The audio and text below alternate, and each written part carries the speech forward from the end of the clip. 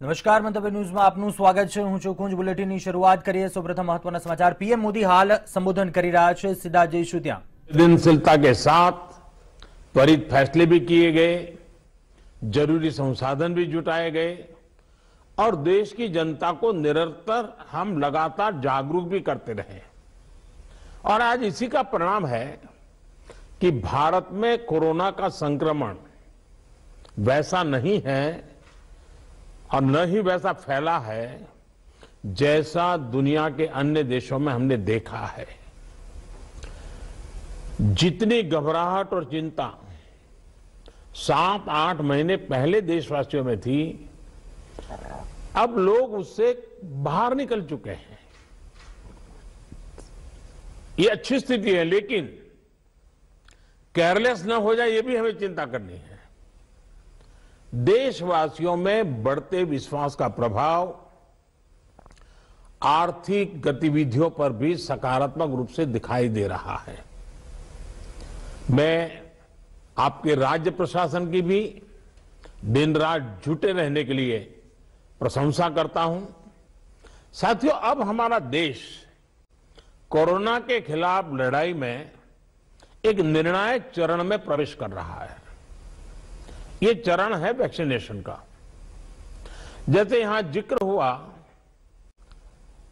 16 जनवरी से हम दुनिया का सबसे बड़ा टीकाकरण अभियान शुरू कर रहे हैं। ये हम सभी के लिए गौरव की बात है कि जिन 2 वैक्सीन को इमरजेंसी यूज ऑथराइजेशन दिया गया है, वो दोनों ही मेड इन इंडिया है। इतना ही नहीं, 4 और वैक्सीन प्रोग्रेस में है। और ये जो मैं करीब 60-70% काम पहले राउंड का होने के बाद बैठने की चर्चा इसलिए करता हूं कि उसके बाद और वैक्सीन भी आ जाएगी। और जब और वैक्सीन आ जाएगी तो हमें फ्यूचर का प्लान करने में वो भी एक बहुत बड़ी सुविधा रहेगी। और इसलिए सेकंड पार्ट इसका जो है, जो हम 50 से ऊपर वालों के लिए जाने वाले हैं, तब तक शायद हमारे पास और भी कुछ वैक्सीन आने की संभावनाएं हैं।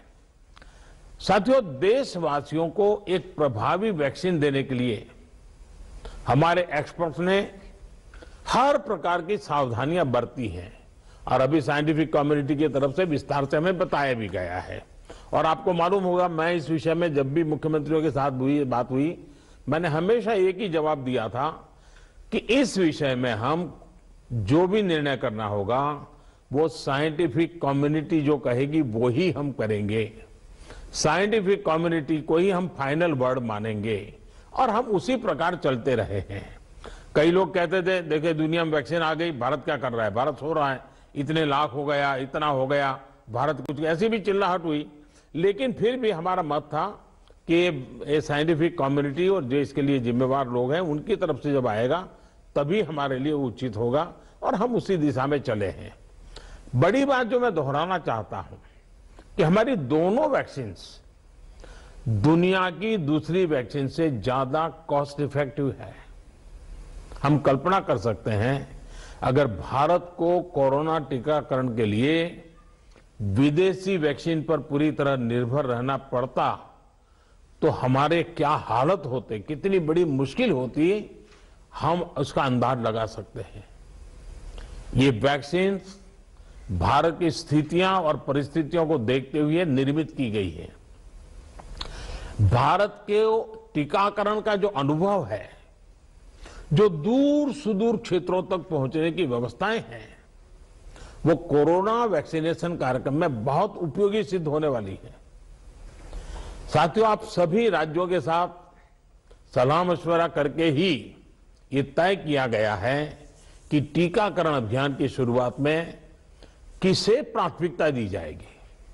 हमारी कोशिश सबसे पहले उन लोगों तक कोरोना वैक्सीन पहुंचाने की है जो देशवासियों की स्वास्थ्य सुरक्षा में जुटे हुए हैं, जो हमारे हेल्थ वर्कर्स हैं, सरकारी हो या प्राइवेट, पहले उनको टीका लगाया जाएगा।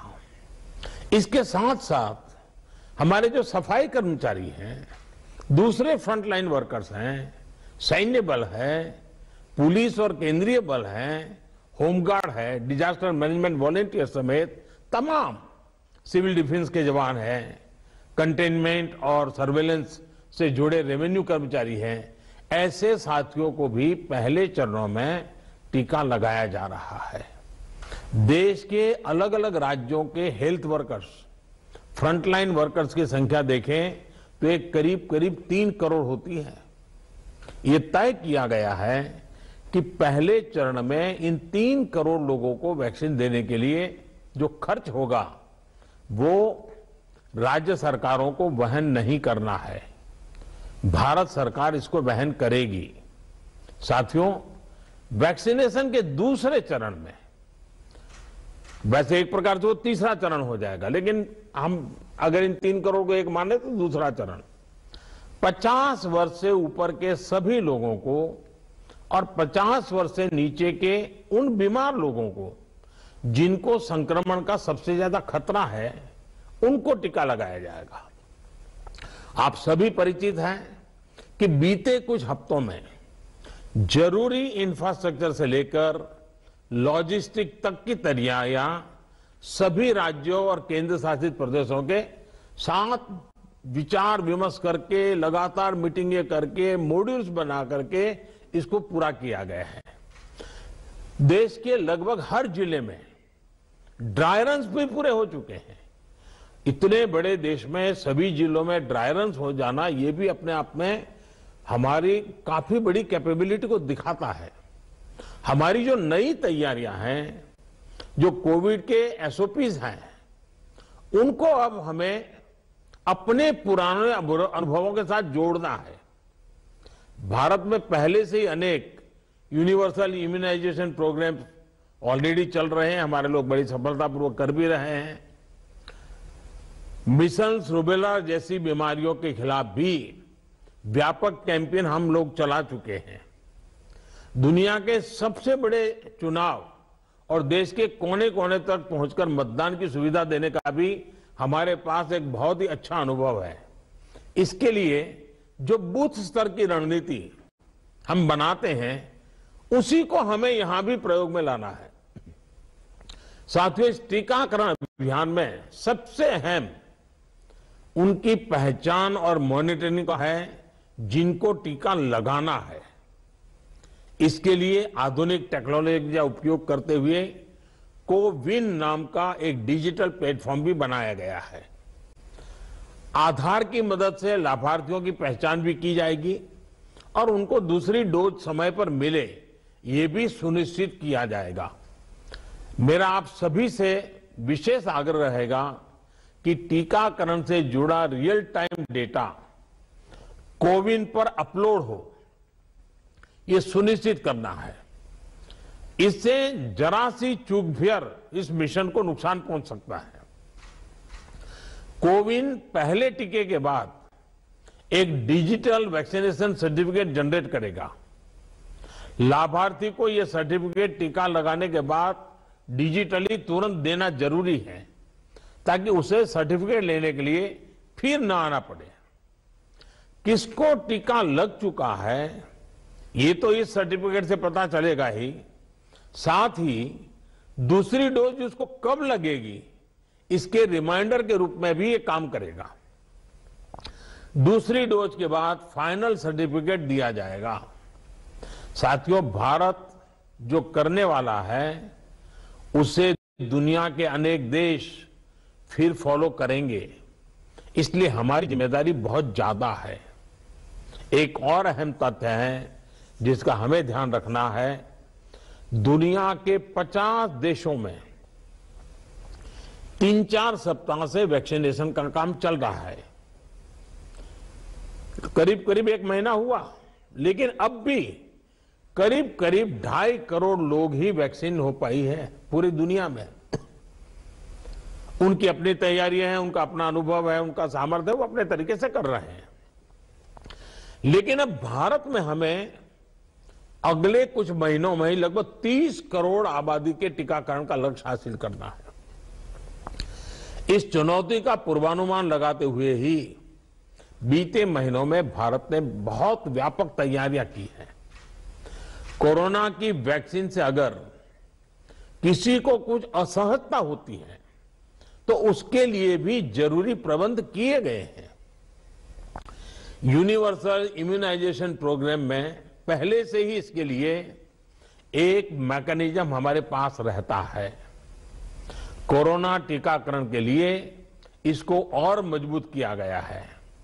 साथियों, वैक्सीन और टीकाकरण की इन बातों के बीच हमें यह भी याद रखना है कि कोविड से जुड़े जो प्रोटोकॉल हम फॉलो करते आ रहे हैं उनको इस पूरी प्रक्रिया के दरमियान भी बनाए रखना है। थोड़ा सा भी लूजनेस नुकसान कर सकता है। और यही नहीं, जिनको टीका लगाया जा रहा है वो भी संक्रमण को रोकने के लिए जो सावधानियां हम लेते रहे हैं उनको फॉलो करते रहे। ये सुनिश्चित करना ही होगा। एक और बात जिस पर हमें बहुत गंभीरता से काम करना है, हर राज्य, हर केंद्र शासित प्रदेश को ये सुनिश्चित करना होगा कि अफवाहों पर, वैक्सीन से जुड़े अपप्रचार को कोई हवा न मिले। इफ्स और बट्स से बात नहीं होनी चाहिए। देश और दुनिया के अनेक स्वार्थी तत्व हमारे इस अभियान में रुकावट डालने की कोशिश कर सकते हैं। कॉरपोरेट कंपटीशन भी इसमें आ सकती है। कंट्री का प्राइड के नाम से भी आ सकता है। बहुत सी चीजें हो सकती हैं। ऐसी हर कोशिश को देश के हर नागरिक तक सही जानकारी पहुंचाकर हमें नाकाम करना है। इसके लिए हमें धार्मिक और सामाजिक संस्थाओं, NYK हो, NSS हो, सेल्फ हेल्प ग्रुप्स हो, प्रोफेशनल बॉडीज हो, रोटरी, लायंस क्लब जैसे संस्थाएं हो, रेड क्रॉस जैसी संस्थाएं हो, इन सबको हमने साथ जोड़ना है। जो हमारी रूटीन स्वास्थ्य सेवा है, जो दूसरे टीकाकरण अभियान, वो भी ठीक से चलते रहें, इसका भी हमने ध्यान रखना है। क्योंकि हमें मालूम है कि हम 16 को शुरू कर रहे हैं, लेकिन हमारी 17 को एक रूटीन वैक्सीन का भी डेट है। तो इसलिए हमारा जो रूटीन वैक्सीन का काम चलता है वो भी कहीं डैमेज नहीं होना चाहिए। आखिरी में एक और गंभीर विषय के बारे में आपसे जरूर बात करना चाहता हूं। देश के 9 राज्यों में बर्ड फ्लू की पुष्टि हुई है। ये राज्य हैं केरला, राजस्थान, हिमाचल प्रदेश, गुजरात, हरियाणा, उत्तर प्रदेश, मध्य प्रदेश, दिल्ली और महाराष्ट्र। बर्ड फ्लू से निपटने के लिए पशुपालन मंत्रालय द्वारा कार्य योजना बनाई गई है, जिसका तत्परता से पालन आवश्यक है। इसमें डिस्ट्रिक्ट मजिस्ट्रेट की भी बड़ी भूमिका है। मेरा आग्रह है कि प्रभावित राज्यों के मुख्यमंत्री साथी भी मुख्य सचिवों के माध्यम से सभी डिस्ट्रिक्ट मजिस्ट्रेट का मार्गदर्शन करें। जिन राज्यों में अभी बर्ड फ्लू नहीं पहुंचा है, वहां की राज्य सरकारों को भी पूरी तरह सतर्क रहना होगा। हमें सभी राज्यों, स्थानीय प्रशासन को वाटर बॉडीज के आसपास, पक्षी बाजारों में, जू में, पोल्ट्री फार्म इत्यादि पर निरंतर निगरानी रखनी है, ताकि पक्षियों के बीमार होने की जानकारी प्राथमिकता पर मिले। बर्ड फ्लू की जांच के लिए जो लेबोरेटरीज हैं, वहां समय पर सैंपल भेजने सही स्थिति का जल्दी पता लगेगा और स्थानीय प्रशासन भी उतनी ही तेजी से कार्रवाई कर पाएगा। वन विभाग हो, स्वास्थ्य विभाग, पशुपालन विभाग के बीच जितना अधिक कोऑर्डिनेशन होगा, उतनी ही तेजी से हम बर्ड फ्लू के नियंत्रण में सफल होंगे।